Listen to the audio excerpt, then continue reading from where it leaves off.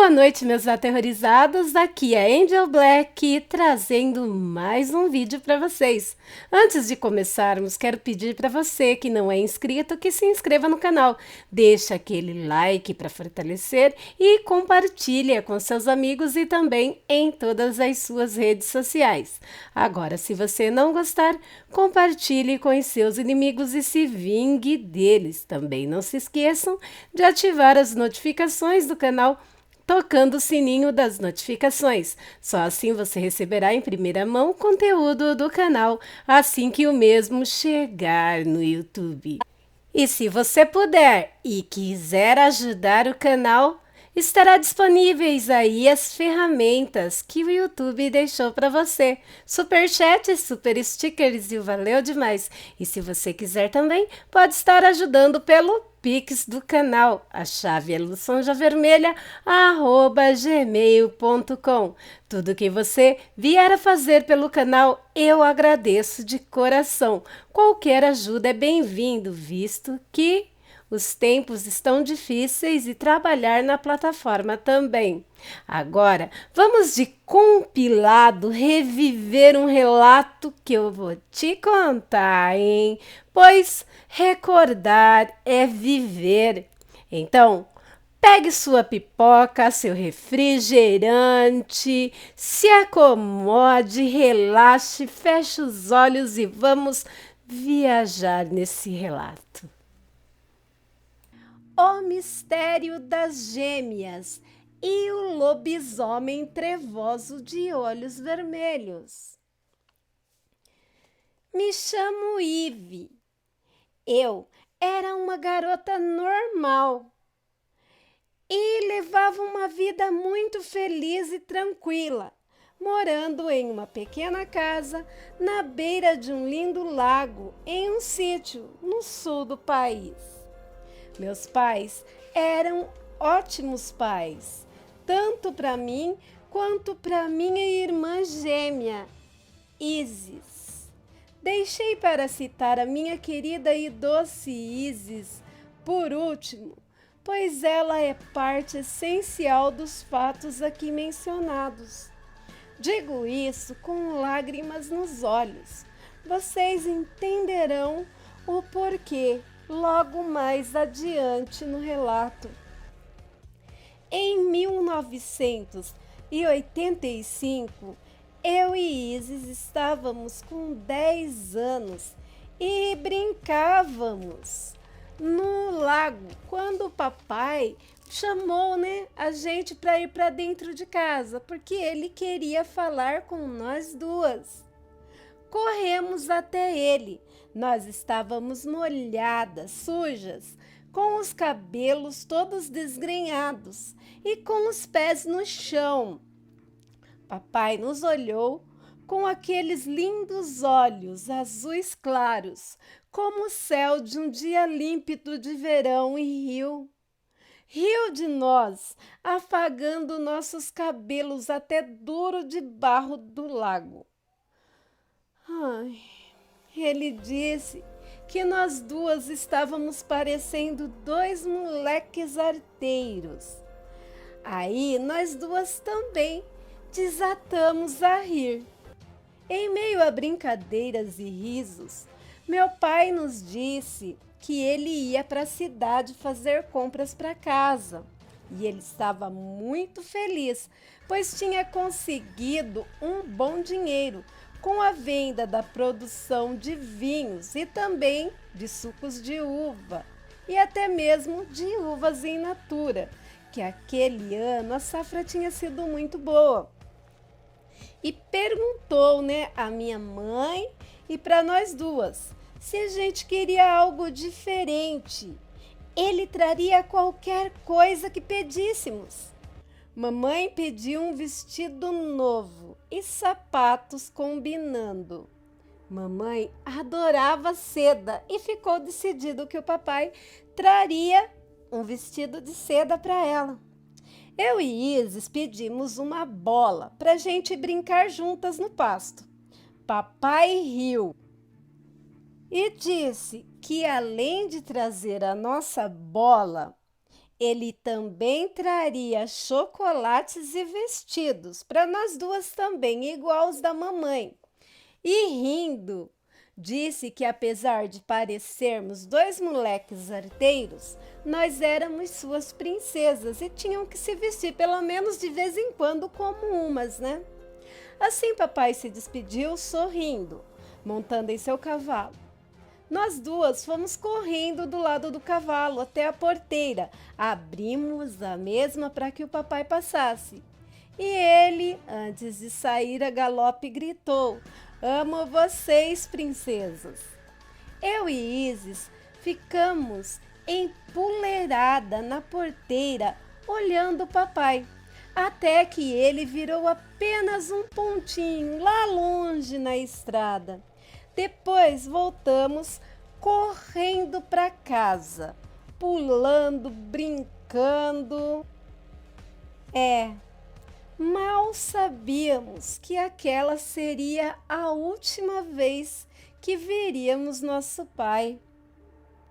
Papai tinha saído logo após o almoço, mais ou menos 12:30. Já eram quase 7 horas da noite e nada dele voltar. Logo mais, chegou a perua do supermercado, trazendo as compras de mantimentos do mês. E mamãe perguntou para o seu Manuel, o entregador, se ele sabia alguma coisa do meu pai, pois toda vez que ele ia para a cidade fazer as compras, ele sempre chegava antes da entrega. Não que o seu Manuel soubesse, mas mamãe perguntou mesmo assim. Seu Manuel disse que ouviu algo sobre meu pai ir para as lojas da cidade comprar vestidos para as moças da casa. Mas antes ele iria conversar com um homem que o chamou e queria falar com ele sobre plantios de uvas. E meu pai ficou muito contente em ajudar o rapaz, segundo seu Manuel disse. Aí, depois de descarregar as compras, o mesmo disse para minha mãe ficar tranquila, que o papai já já viria para casa.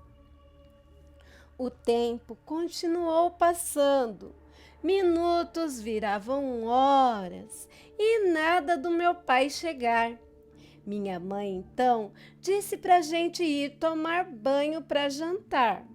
Eu e Isis percebemos minha mãe disfarçando as lágrimas de preocupação com a demora do papai.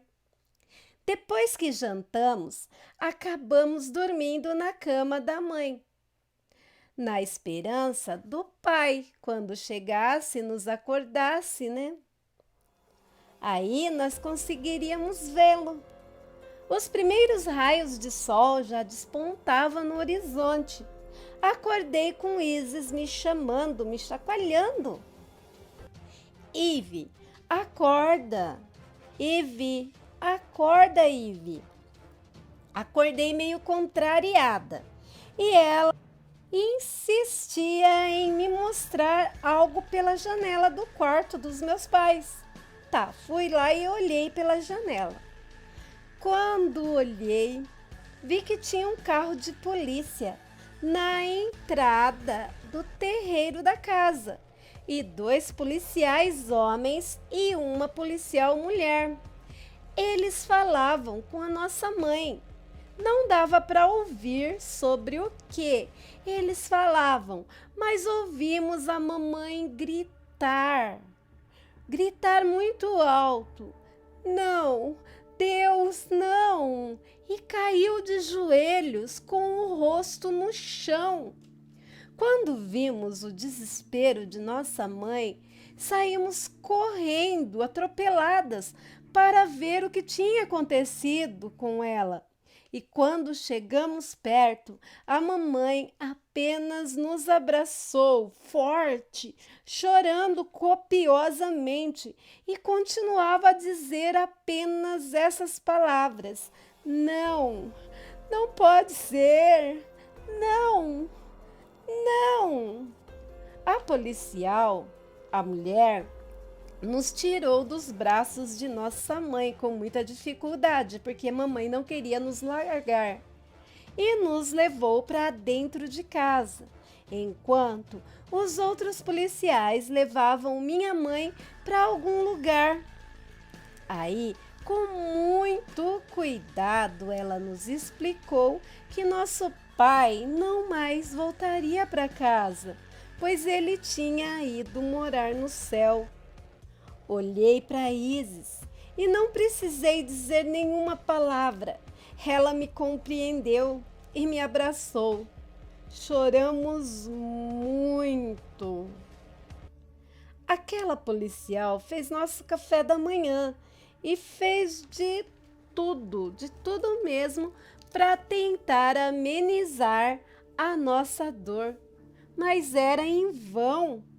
Nós duas estávamos feridas profundamente. Parecia que nada daquilo era real. Era apenas um pesadelo e que logo iríamos acordar.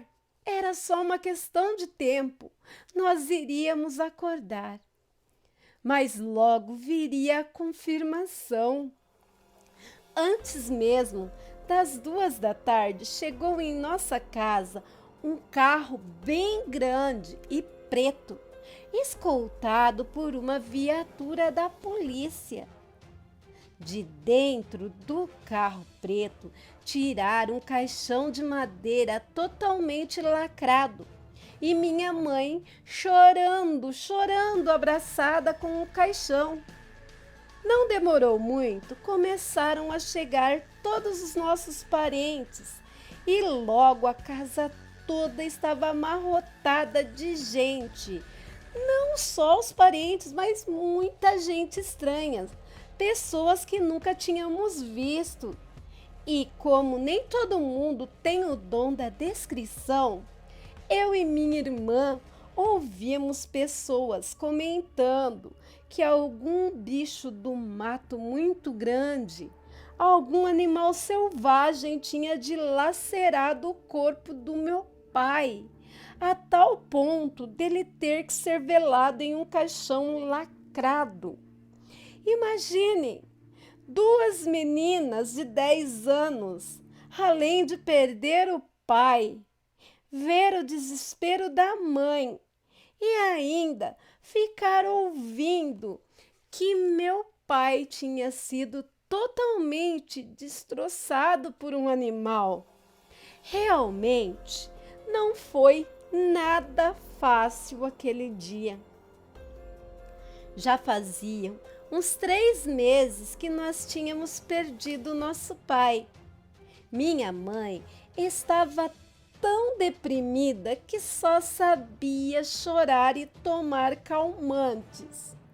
Eu e Isis fazíamos o que podíamos para fazer a nossa comida, tentar fazer minha mãe comer, tentar manter a casa razoavelmente limpa, mas não conseguíamos muita coisa. Não brincávamos mais como antes, mas como sempre, estávamos unidas, como uma só pessoa. As únicas alegrias que nós tivemos naqueles meses foi quando aquela policial mulher que se chamava Nicole, a mesma que foi tão amável conosco quando perdemos nosso pai. Primeiro, ela trouxe as coisas que estavam com meu pai na hora do ataque: uma bola de capotão, 3 vestidos de seda rosas, idênticos, 2 infantil e um adulto, um par de sandálias e um saco de sonho de valsa. Segundo ela, a sacola voou longe durante o ataque. O bicho matou até o cavalo que meu pai estava montado. E depois disso, quase toda semana, Nicole nos visitava para ver como a gente estava. Até nos ajudava com algumas coisas, como alimentos, doces, ajudava a gente a lavar nossas roupas, enfim. Os meses continuavam passando e minha mãe estava cada vez pior, enfiada na cama. Só sabia chorar e tomar antidepressivos. Quando não estava chorando, estava dormindo, dopada de remédios. Estava chegando a época da colheita das uvas. As parreiras estavam lotadas e nada da minha mãe reagir. Então, certo dia, um homem moreno claro, muito forte e alto, com um chapéu enfiado na cabeça, assim a ponto de esconder os olhos, bateu palmas e disse que queria falar com a mamãe. Nós estranhamos e falamos que nossa mãe não estava nada bem, ela não poderia atender. Mas ele nos ignorou e já foi entrando para dentro de nossa casa. Minha mãe estava deitada no sofá, meio atordoada com os remédios que tomava. Mesmo assim, ele pegou uma caneca de água gelada e deu para ela. E propôs à minha mãe colher todas as uvas, produzir vinhos, contratar pessoal, vender uva in natura, fazer os sucos, enfim. Ele faria todo o serviço e daria metade do lucro bruto para ela. Mamãe aceitou na hora, pois ela não estava em condições de cuidar das coisas do sítio aquele ano. As visitas daquele homem começaram a ficar frequentes para falar de negócios. Com o tempo, minha mãe começou a ficar mais animada. Parece que ela estava se apaixonando por ele, e aquilo nos deixava meio assustadas, pois nós nos sentíamos muito mal na presença daquele homem. Não sabíamos ainda o porquê, mas não gostávamos nada dele. Mas a mamãe, essa gostava. Estávamos de mãos e pés atados. Ainda bem que Nicole, a policial, sempre aparecia para nos trazer um pouco de alento. Já estava fazendo pouco mais de um ano da morte do nosso pai. Minha mãe estava muito contente, pois aquele homem sinistro tinha cumprido o acordo. As vendas das uvas, dos vinhos, dos sucos tinham dado um ótimo lucro.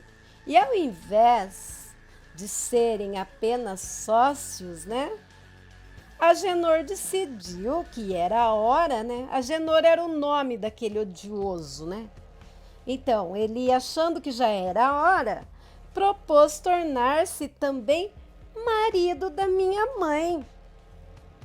Minha mãe ficou saltitante de felicidade, pois na frente dela ele era o melhor homem do mundo, amoroso, atencioso, terno e responsável.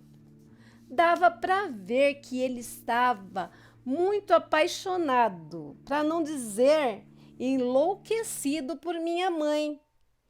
Mas ele não gostava da gente.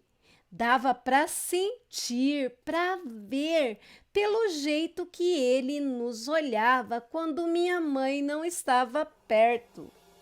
A mesma intensidade da paixão dele por ela era a intensidade do ódio dele por nós. Estava claríssimo.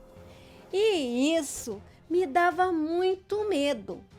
Ao contrário de Isis, que lhe retribuía o olhar de ódio.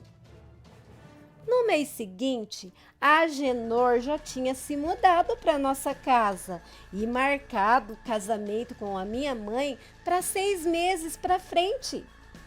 Minha mãe nos disse que confiava muito nele, pois ele era conhecido da família há vários e vários anos.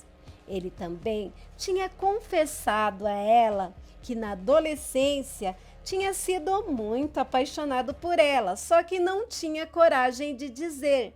Ficava sendo, sabe, aquele melhor amigo?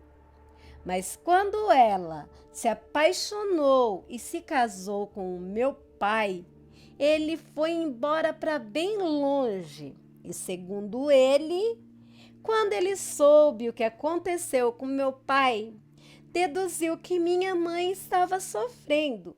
Então, resolveu voltar para ajudá-la e confortá-la. Depois que ela nos contou essa história, a Isis ainda argumentou, pois ela não era passiva como eu.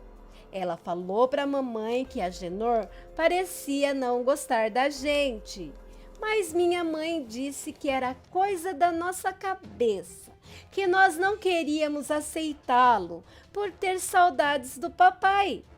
Mas ela merecia outra chance de ser feliz.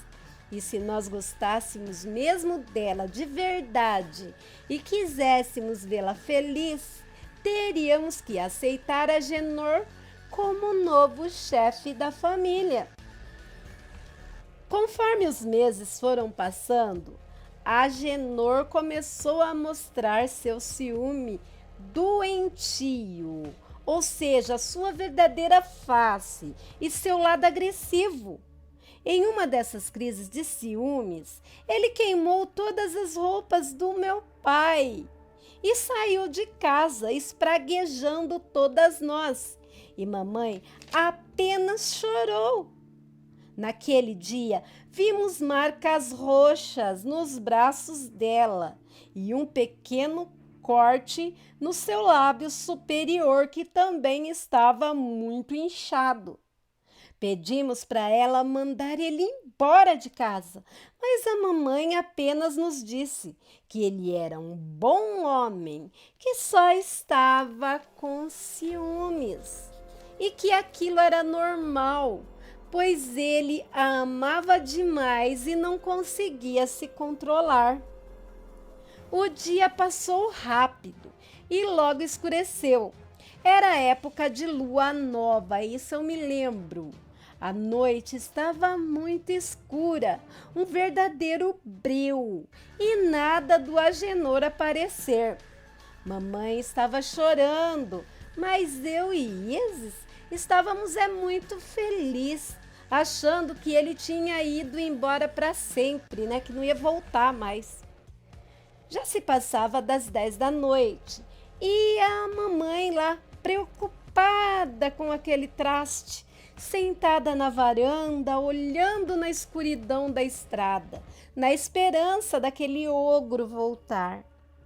Foi quando ela entrou correndo para dentro da casa, com os olhos marejados, esbugalhados, e começou a trancar toda a casa num desespero que nós nos levantamos para ver do que se tratava, o que estava acontecendo. E a mamãe olhou para nós, colocou o dedo na frente da boca e fez: "Xiu, quietas! Tem um bicho enorme de olhos vermelhos lá fora. Não faz barulho, pois ele pode tentar entrar." Nós ficamos bem quietinhas, agachadinhas embaixo da mesa e começamos a ouvir grunhidos fortes e uma respiração ofegante. A respiração também era muito forte, até anormal, fungadas. Depois, o bicho começou a arranhar a porta de casa e do nada começou a rosnar, cheirar por baixo da porta. Como não ouviu barulho, não sei explicar, ele começou a correr ao redor da casa e assim ficou por umas 3 horas, rosnando, unhando as portas, grunhindo, até que deu uns uivos altos e saiu correndo com passadas pesadas em direção ao paiol. Logo ouvimos os relinchos do Silver. o cavalo preferido da mamãe. Depois, ouvimos um barulhão, tipo um baque, algo caindo, e mais passadas pesadas correndo, até que o barulho todo parou e o restante daquela madrugada. Tudo ficou num mais absoluto e amedrontador silêncio. Quando o dia clareou, eu e minha irmã saímos para ver o Silver. Estávamos preocupadas com ele. E quando chegamos na baia, o baque foi enorme. Os outros cavalos tinham fugido, mas Silver tinha sido literalmente fatiado, esviscerado. Era uma visão muito assustadora, principalmente para duas crianças. Estávamos gritando e chorando. Corremos na direção de nossa casa e quando entramos na varanda e olhamos para o lado do lago, vimos um homem caído na beira do lago, sem roupa, que ficava, né? O lago ficava praticamente do lado da nossa casa. A visão era perfeita. Estávamos tão desnorteadas. Silver, o cavalo da mamãe, estava morto, provavelmente pelo mesmo monstro ou fera ou sei lá o que tivesse matado o papai e seu cavalo há pouco mais de um ano antes. E aquele homem caído na beira do rio. Contamos para a mamãe, que correu para o lago. E quando ela voltou, para o nosso desgosto, ela trazia um homem. Homem esse que estava com dificuldades de andar. Ela estava amparando ele pelo braço e coberto ele com um lençol. Ele estava todo cheio de barro e grama por todo o corpo. Ele disse para minha mãe que tinha sido assaltado quando estava voltando da cidade e ficou com vergonha de vir para casa e acabou dormindo na beira do lago. Mamãe falou para ele sobre a fera enorme de olhos vermelhos que rondou a casa e matou Silver, seu cavalo favorito. Mas Agenor apenas disse que estava muito bêbado e não viu nem ouviu nada. E ainda salientou que faz falta um homem na casa. Mamãe acreditou nas palavras dele, mas eu e Isis achamos tudo muito estranho. Como podia ele não ter ouvido e nem visto nada se foi um estrondo a noite toda? Assim que ele e minha mãe entraram para dentro de casa, eu e a minha irmã pegamos nossas bicicletas velhas e cortamos a estrada de terra até a cidade. Fomos procurar nossa amiga Nicole. Fomos na casa dela, pois o Fusca amarelo dela não estava em frente à delegacia.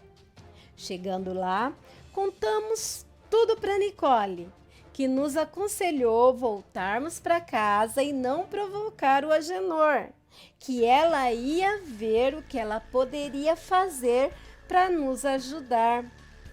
Depois dela nos dar um pão com mortadela cada uma e um suquinho de limão, comemos, bebemos e pegamos nossas bicicletas e voltamos para casa. Quando chegamos, Agenor estava dormindo, ainda bem.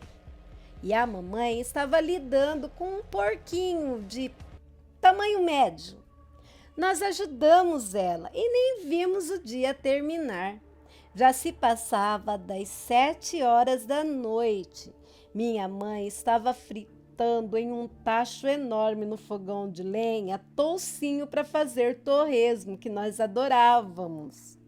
E nós duas estávamos do lado do fogão com um monte de carvão apagado, brincando. Eu riscava o braço, o rosto da Isis e ela me rabiscava também. e nós gargalhávamos sem parar.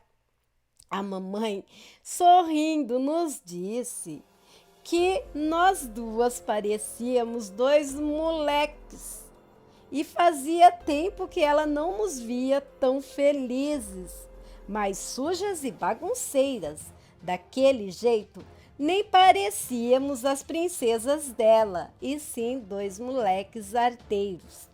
Naquele momento, eu e Isis nos olhamos e Isis, rindo, disse para a mamãe: "Você falou igualzinho papai."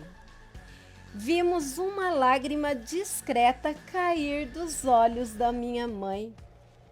E ela então deixou o tacho de lado e foi para o canto da cozinha onde estávamos brincando, assim meio perto do fogão, e nos abraçou muito forte e disse inocentemente: "Vocês herdaram a alegria, a bondade e os lindos olhos azuis de seu pai." De repente, a Genor, que tinha assistido toda a cena, começou a provocar a minha mãe, dizendo que ela era uma ingrata, que mesmo depois de tudo que ele tinha feito por ela ainda não tinha deixado de gostar do defunto, que ele já estava farto de ser usado por ela. E aí começou a distribuir xingamentos e palavrões, palavras que eu não posso pôr no relato. Mamãe disse para nós duas, disse calmamente: "Vão tomar banho, meninas." Mas na verdade, ela queria mesmo era que nós saíssemos da cozinha e não visse o papelão que a Genor fazia com ela. Dava para perceber. Ela estava visivelmente com muito medo dele. Nós já estávamos saindo da cozinha quando a Genor nos olhou com aquele olhar de ódio, sabe? E minha mãe dessa vez percebeu, pois ele nem disfarçou como sempre fez. Ela disse: "Não olhe assim para as minhas filhas. Eu não admito. Elas não têm culpa de suas frustrações sem motivo." Aí a Genor falou para ela, aos berros mesmo: "Ah, sim, elas são um pedaço do defunto, né? Elas têm os olhos dele, não é verdade? Você não sabe, sua pi, mas cada vez que vejo os olhos azuis dessas meninas, eu me lembro que você já preferiu aquele inútil, aquele lixo a mim. Você foi primeiro dele e não minha. Isso me enche de ódio." Quando a Genor disse isso, eu já senti que ia dar ruim, pois Isis não era medrosa como eu. Ela se virou e disse a Agenor: "Não fale do meu pai, não nesse tom, seu lixo." Assim que ela disse isso, Agenor fechou a mão e deu um soco no olho da minha irmã. Minha irmã voou longe e eu apenas chorei e corri. Abracei a minha irmã, caída no chão. Ali, ela não se amedrontava. Continuava a xingar o Agenor de tudo quanto é nome. Naquele momento, mamãe também gritou, elevou a voz e disse a Agenor que ele nunca mais colocaria as mãos imundas em cima de uma de nós de novo.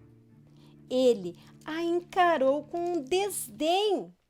Mas minha mãe estava com tanta raiva do que ele fez que pegou aquele tacho cheio de gordura, onde ela estava fritando toucinho para fazer torresmo. O tacho estava quente, queimou as mãos delas, mas ela parecia não sentir dor. tamanho era seu ódio. Ela jogou toda aquela gordura fervente em Agenor, lavou ele e caiu um pouco nela também, mas ela não se importou. Aquele homem começou a gritar e a rolar no chão. No início, achamos que ele estava morrendo por causa das queimaduras, morrendo de tanta dor. Mas na verdade, ele não estava. Ele estava era virando uma coisa monstruosa, um ser grotesco, disforme, um cheiro forte de carne queimada, misturada com um fedor insuportável de carniça, tomou conta da cozinha de nossa casa. E Agenor começou a se contorcer, a se revirar e começou a mudar. Ele virou um ser enorme, com os pelos ralos e grossos. O couro dele também ficou grosso, e os pelos eram pretos. Ele tinha as pernas meio que torcidas, eu não sei explicar direito. A cara do bicho era uma mistura de cara de porco com cachorro. Ele tinha as orelhas assim em pé. Ele babava e espumava a boca. Ele tinha olhos vermelhos, horríveis. Mamãe mandou a gente correr, visto que ela estava encurralada em um canto da cozinha, entre a besta do inferno e nós duas. O bicho olhou para mim e para Isis. Minha mãe tirou um tição de fogo e bateu no bicho, que partiu para cima dela. E aquele monstro rosnava e começou a rasgá-la com suas garras e dentes. Mamãe, enquanto estava sendo brutalmente assassinada, apenas pedia para a gente fugir. Isis, vendo que a voz da mamãe estava sumindo, ela pulou para cima daquele bicho com uma faquinha de pão. Uma faquinha de pão, gente, na mão. O bicho reagiu, dando-lhe uma mordida no braço que chegou a varar com os dentes o bracinho fino da minha irmã de um lado ao outro. Depois, jogou Isis com tanta força que ela foi bater com a coluna vertebral na quina de uma mesa grande de madeira que ficava do outro lado da cozinha. Assim que minha irmã bateu com as costas na quina da mesa, ouvi um estalo, ouvi ossos das costas da minha irmã se quebrando. E aquela besta começou a andar na direção de Isis. Eu mesmo, sendo muito medrosa, covarde mesmo, não queria ver aquele monstro matar a minha irmã. Então, mesmo morrendo de pânico, de pavor, de medo, eu entrei na frente da minha irmã. Isis chorava, implorava para que eu tentasse me salvar, porque para ela e para a mamãe já era tarde demais. Mas eu fiquei em pé, feito uma estátua entre ela e a fera.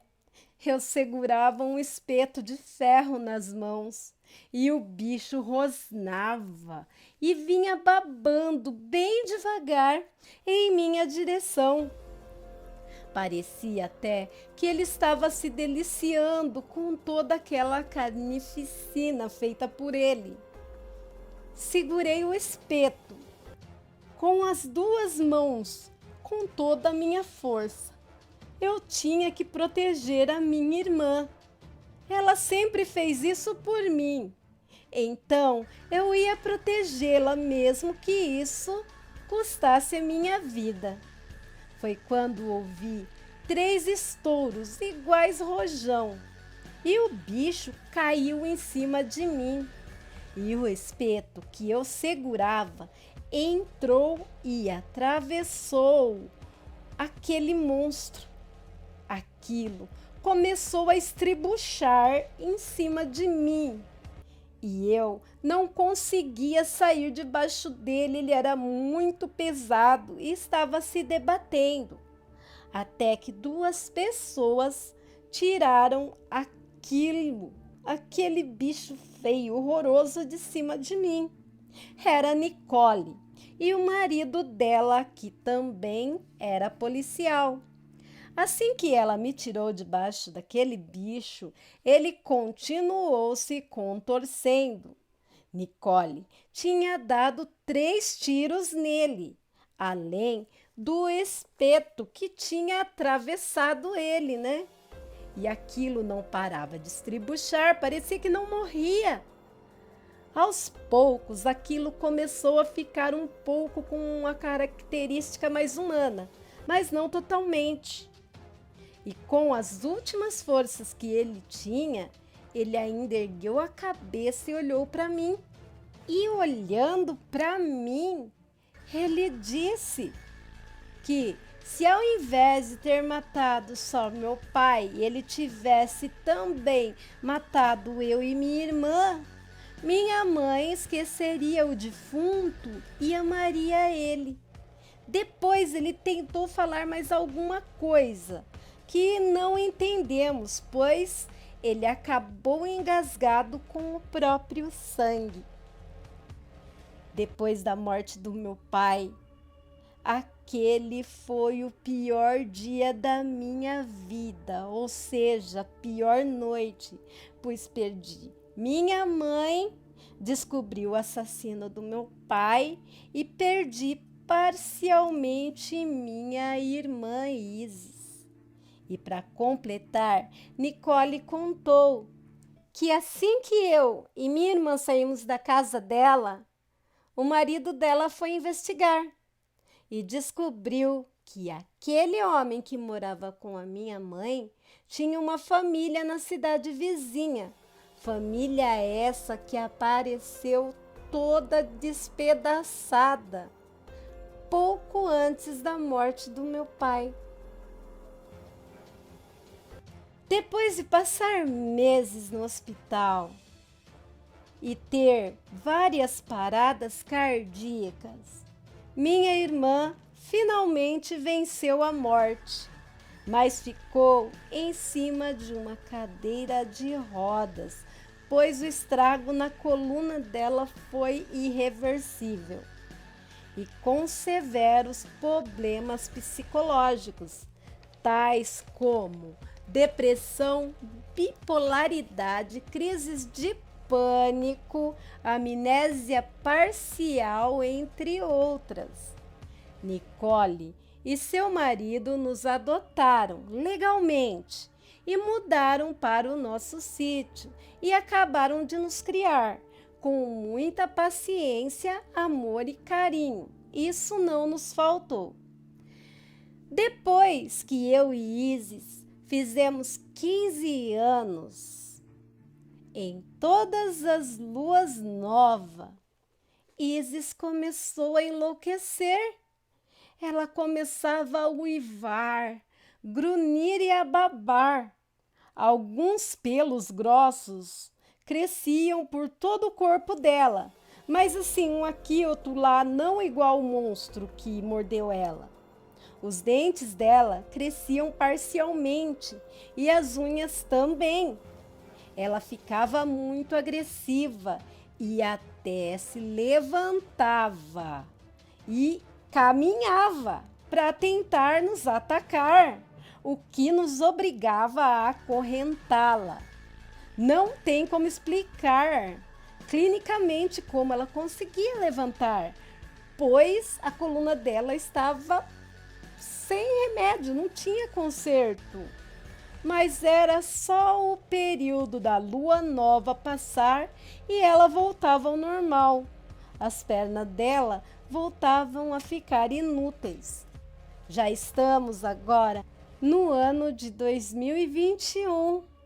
Meu padrasto morreu no começo do ano de Covid. Nicole ainda mora com a gente e está aposentada na polícia. Eu escolhi não me casar, pelo menos enquanto não encontrar alguém tão amoroso e paciente como meu pai, pois eu resolvi me dedicar totalmente à minha irmã. Para ficar comigo, a pessoa vai ter que amar a minha irmã como eu amo. Já estamos agora com 46 anos. Minha irmã nunca se transformou totalmente, nunca, apenas parcialmente. Digo isso fisicamente, pois mentalmente, em todas as noites de lua nova, ela se torna um ser bestial que precisa ser acorrentado. E isso me destrói por dentro, pois quando ela consegue andar, ela não tem consciência disso. Apesar de muitos dizerem que isso não existe, de muitos não acreditar, a minha irmã foi contaminada com o vírus da licantropia pela mordida daquele maldito que tirou tudo de mim. Às vezes, quando me sento na varanda de casa sozinha, olho para o lago e me lembro de mim mesma e de Isis, com 10 anos de idade, correndo, nadando, brincando e sorrindo no lago, da mamãe cuidando e cozinhando para gente, e o papai nos olhando com aqueles lindos olhos azuis, tão claros, tão cheios de amor. Que saudades daqueles tempos felizes que ficaram lá atrás, no passado, e que nunca mais voltarão. Mantenha o anonimato, por favor. E aí, aterrorizados? O que acharam desse relato? Deu para matar a saudade? Vou contar. Eu estou viajando aqui até agora. Amei! Muito, muito. Bom, se você não é inscrito ainda e gostou, se inscreve aí.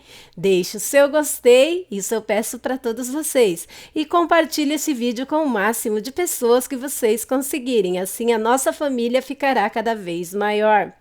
Também você pode estar ativando as notificações do canal, se por acaso quiser continuar participando aqui da nossa família e receber as notificações quando tiver vídeo novo no canal. Meus amores, se você quiser mandar o seu relato para mim, para que eu possa estar compartilhando com todos aqui, envie para o e-mail do canal, que é luçonjavermelha@gmail.com. E esse e-mail estará anexado na descrição do vídeo junto com muita coisa interessante. Dá uma explorada e você vai encontrar. Também tem as playlists do canal para você continuar sua exploração. Você pode estar prestigiando, desculpem-me, os outros canais da Angel, Viajando no Tempo, canal de cortes e a Angelzinha para os seus pequenos. Meus amores, eu quero agradecer a todos vocês por fazerem parte da minha vida. Sem vocês não teria canal, não existiria Angel Black e esse sonho maravilhoso não teria se tornado realidade. Muito obrigada mesmo, pois é para vocês e por vocês que faço o meu trabalho. Agradeço a todos os canais parceiros, agradeço também aos grupos e páginas do Facebook, enfim, muito obrigado mesmo. Bom, meus amores, vou ficando por aqui, já deixando com vocês o meu coração. Boa noite, meus aterrorizados. Tenham bons sonhos. Amo vocês demais. Fui! Me ajuda na divulgação.